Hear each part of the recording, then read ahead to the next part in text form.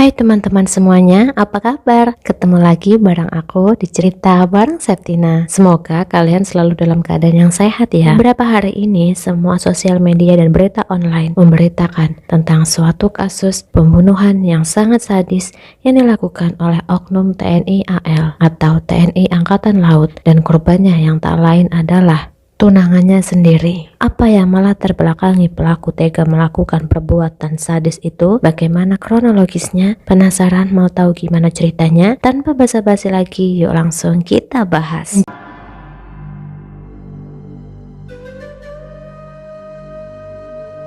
Jadi istri dari seorang yang dicintai, siapa yang tidak berbahagia akan hal itu? Ditambah lagi seorang kekasih berprofesi sebagai abdi negara, pekerjaan yang banyak dieluh-eluhkan oleh sebagian wanita. Begitu juga dengan kisah gadis cantik yang satu ini. Juwita nama sapaan gadis cantik tersebut, berusia 23 tahun, asal Banjarmasin, Kalimantan Selatan. Juwita dikenal sebagai gadis yang rajin, tekun, giat dalam mengerjakan apapun, dan keluarganya menyebut Juwita adalah gadis yang pintar. Hobinya menulis cerita mengantarkannya menjadi seorang wartawan. Juwita bekerja sebagai wartawan dan jurnalis untuk berita online di Banjarbaru, Kalimantan Selatan. Bukan hanya itu, Juwita juga merupakan kontributor media online untuk wilayah Banjarbaru, Matapura. Juwita kerap kali menulis artikel tentang pemerintah, dan semua hasil tulisannya selama ini tidak pernah mendapatkan kritikan ataupun sanggahan. Semua aman-aman saja. Kebanyakan artikel media online yang ditulis Juwita rata-rata memberitakan tentang pemerintah. Sampai di akhir penghujung tahun, Juwita bertemu dengan seorang pria bernama Klasi 1 Jumaran, berprofesi sebagai anggota TNI Angkatan Laut. Pertemuan itu terjadi di bulan September 2024. Juwita dan Jumran lalu berkenalan lewat media sosial dan kemudian saling komunikasi lewat chattingan, dan mereka berdua lalu bertukar nomor telepon. Perkenalan mereka dilanjutkan di WhatsApp. Hampir setiap hari Juwita dan Jumran saling chattingan, video call, dan sampai akhirnya timbullah rasa nyaman. Lalu mereka sepakat untuk menjalani hubungan yang lebih serius. Hampir 3 bulan lamanya mereka menjalin hubungan di dunia maya, sampai pada akhirnya di bulan Desember pada tanggal 25 hingga 30 mereka akhirnya bertemu. Sebenarnya hubungan Juwita dan Jumran LDR, karena Juwita tinggal di Banjarmasin sedangkan Jumran bertugas di Balikpapan. Kebetulan saat itu Jumran ada kegiatan di Banjarmasin dan mereka memutuskan untuk bertemu. Sebelum mereka bertemu, Jumran meminta Juwita untuk memesan satu kamar hotel di salah satu hotel di kawasan Banjarbaru di kawasan Banjarmasin. Saat itu Jumran mengaku kelelahan setelah ada kegiatan. Tanpa menaruh curiga apapun, Juwita bersedia memesan kamar penginapan di salah satu hotel di Banjarbaru. Setelah itu Jumran menyuruh Juwita menunggu di dalam kamar hotel. "Tunggu aku di dalam kamar hotel saja ya, kamu jangan kemana-mana, tunggu aku di dalam kamar ya," kata Jumran. Tidak menunggu terlalu lama, Jumran pun akhirnya datang. Setelah itu Jumran masuk ke dalam kamar tanpa basa-basi, layaknya baru ketemu sebagai sepasang kekasih yang baru. Jumran lalu mendorong Juwita ke tempat tidur. Jumran bahkan sempat memiting Juwita sebelum akhirnya merudah paksa Juwita di dalam kamar hotel tersebut. Pada saat itu Juwita bingung, takut, dan tidak tahu harus berbuat apa. Sekujur tubuhnya tegang dan bergetar. Ketakutannya seakan-akan kejadian ini sangatlah cepat, bahkan Juwita tidak bisa berpikir kala itu. Semua kejadian itu diceritakan Juwita kepada kakak iparnya di tanggal 26 Januari. Hampir 1 bulan lamanya Juwita memendam ketakutan itu sendirian atas kejadian yang pernah dialaminya bersama Jumran di salah satu hotel di Banjarbaru. Juwita juga menunjukkan bukti video pendek.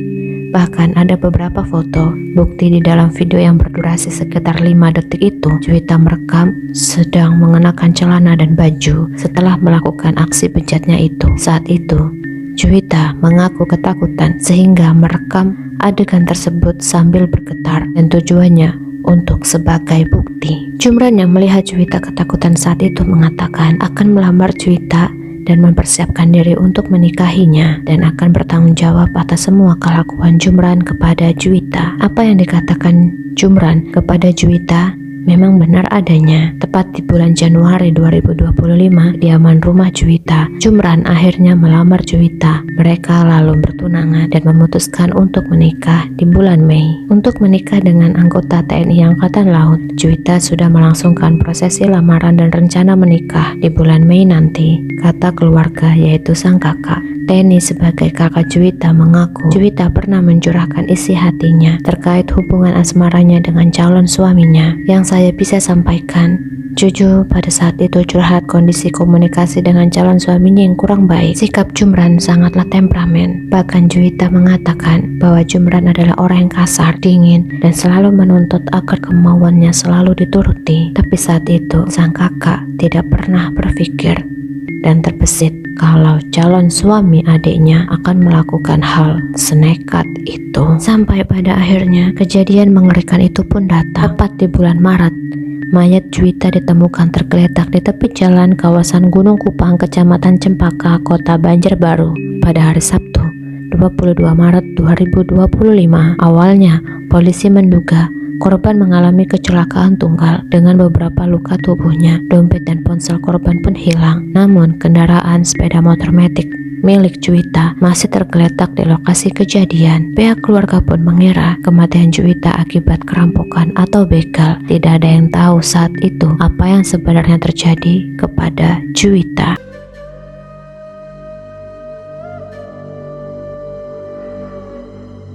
Pada tanggal 22 Maret 2025, Jumran tiba-tiba datang ke Banjarbaru, Kalimantan Selatan tanpa memberitahu kepada Juwita. Juwita yang senang dengan kedatangan kekasihnya akhirnya merencanakan untuk bertemu. Tapi anehnya, kekasih Juwita tidak menemuinya di rumah. Namun Jumran mengirimkan lokasi GPS tempat mereka akan bertemu saat itu. Lokasi yang dikirimkan Jumran berada di jalan kawasan Gunung Kupang, Kecamatan Cempaka, Kota Banjarbaru. Juwita yang senang tanpa menaruh curiga akhirnya menemui Jumran tepat di lokasi di mana mereka akan bertemu. Dengan mengendarai motor, Juwita pergi untuk bertemu kekasihnya. Sampainya di lokasi, Jumran meminta Juwita untuk masuk ke dalam mobil yang disewa. Awalnya Juwita berpikir akan diajak jalan-jalan, namun ternyata hari itu adalah hari terakhir bagi Juwita. Awalnya mereka mengobrol santai, bercanda, melepas rindu karena hubungan mereka yang LDR. Keluarga yang mendapatkan kabar kematian Juwita syok dan menangis histeris atas kejadian yang menimpa putrinya Juwita. Dan setelah kejadian itu, keesokan harinya jasad Juwita dimakamkan. Semua orang datang termasuk teman wartawan Juwita kala itu. Namun berita yang tersebar bahwa Juwita meninggal karena perampokan. Pada saat itu, teman wartawan Juwita melihat ada luka di bagian leher, memar, dan hal itu justru menambah kecurigaan teman sejawat Juwita. Jika ini adalah korban perampokan atau kecelakaan lalu lintas, kenapa seperti ada luka memar di bagian leher Juwita? Saat itu, polisi yang menaruh curiga karena adanya beberapa luka yang tidak wajar di tubuh Juwita dan meminta izin kepada keluarga Juwita untuk kembali memeriksa dan mendalami kasus ini lebih lanjut atas kematian Juwita.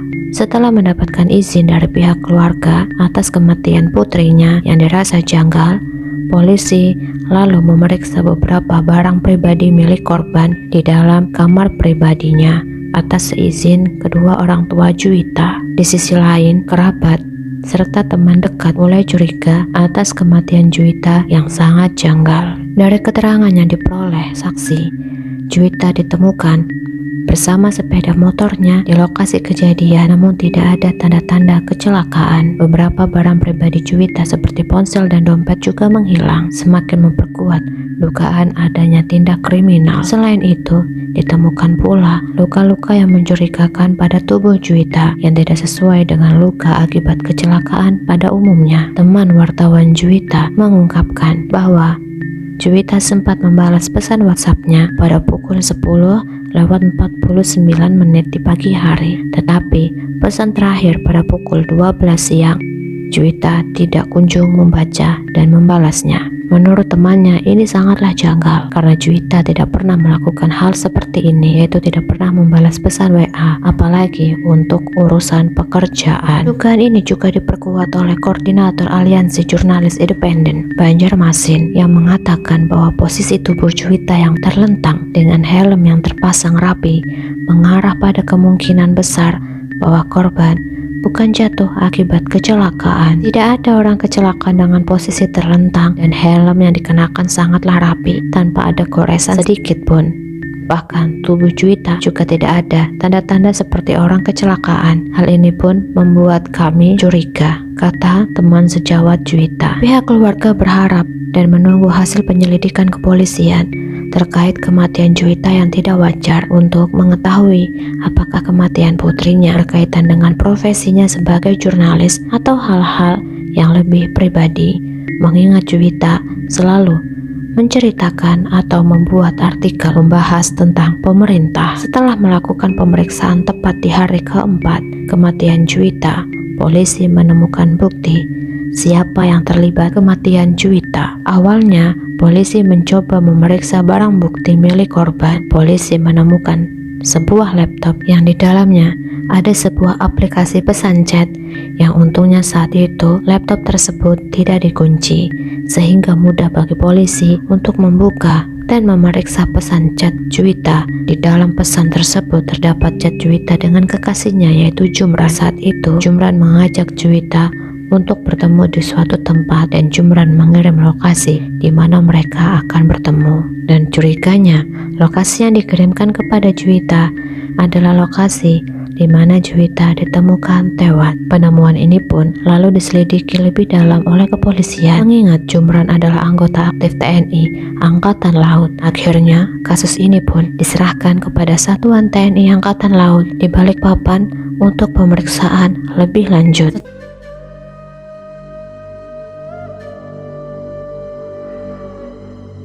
Setelah 4 hari berlalu, tepat pada tanggal 26 Maret, penyebab kematian Juwita, seorang wartawan media online di Banjarbaru, Kalimantan Selatan, mulai terungkap. Dalam jumpa pers yang digelar pada Rabu, Komandan Detasemen Polisi Militer Denden Pom Pangkalan Angkatan Laut Balikpapan mengungkapkan bahwa seorang anggota Lanal Balikpapan bernama Jumran yang berpangkat Klasik 1 diduga terlibat dalam pembunuhan Juwita yang tidak lain adalah tunangannya sendiri. Kami menginformasi bahwa benar telah terjadi kasus pembunuhan yang diduga dilakukan oleh oknum anggota Lanal Balikpapan berinisial J terhadap korban yaitu Juwita pada Sabtu 22 Maret 2025. Saat ditahan dan dimintai keterangan atas hasil penyelidikan, Jumran mengaku telah menghabisi nyawa Juwita dan semua itu dilakukan seorang diri tanpa bantuan siapapun, dan jauh-jauh hari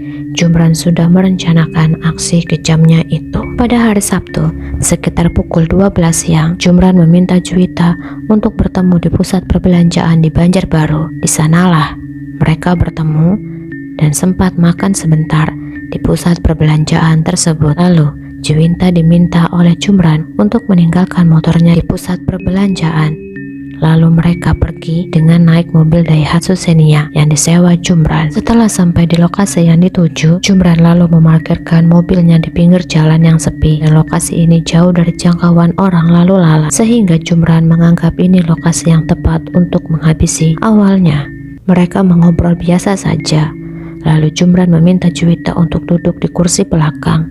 Disinilah Jumran memeteng leher Juwita dengan tangannya hingga Juwita termundur di sandaran kursi, dan leher Juwita terkena tali sabuk pengaman hingga leher Juwita memar. Dirasa aksinya kurang cukup, Jumran lalu mencekik leher Juwita dengan kedua tangannya hingga Juwita sesak napas. Saat semuanya sedikit tenang, Jumran lalu turun dari mobilnya dan meninggalkan Juwita di dalam mobil tersebut. Lalu Jumran mencari tumpangan.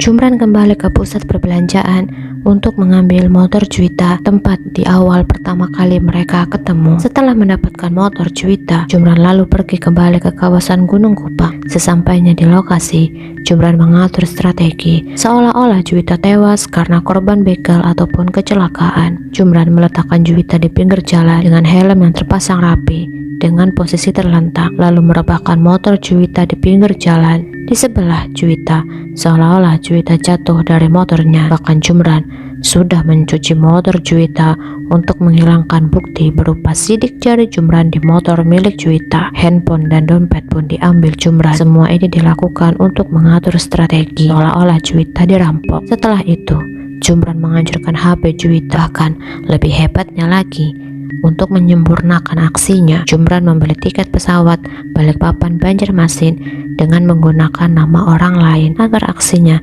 tidak diketahui. Bahkan mobil Xenia yang disewa Jumran juga bukan menggunakan KTP milik Jumran. Setelah itu, Jumran menghancurkan KTP milik orang lain yang digunakan identitasnya untuk merencanakan semua kejahatan tersebut. Di saat yang sama, polisi juga melakukan otopsi. Diketahui Juwita mengalami kekerasan, dapat luka di tubuhnya, lebam pada bagian kelamin korban. Keluarga percaya itu adalah perbuatan Jumran. Juwita diketahui tewas dengan cara dibunuh oleh oknum anggota TNI Angkatan Laut bernama Jumran. Saat ini polisi berusaha mencari motif pelaku. Kenapa tega menghabisi Juwita? Apa alasan dibalik ini semua? Jumran tega menghabisi nyawa kekasihnya sendiri yang sebentar lagi akan menikah di bulan Mei. Atas aksi kejinya tersebut, Jumran dipastikan akan mendapatkan hukuman seberat-beratnya. Selain kasus pembunuhan berencana yang sudah direncanakan secara rapi dari jauh-jauh hari, Jumran juga dipastikan akan dilakukan pemecatan atas semua bukti kasus pembunuhan yang telah dia lakukan.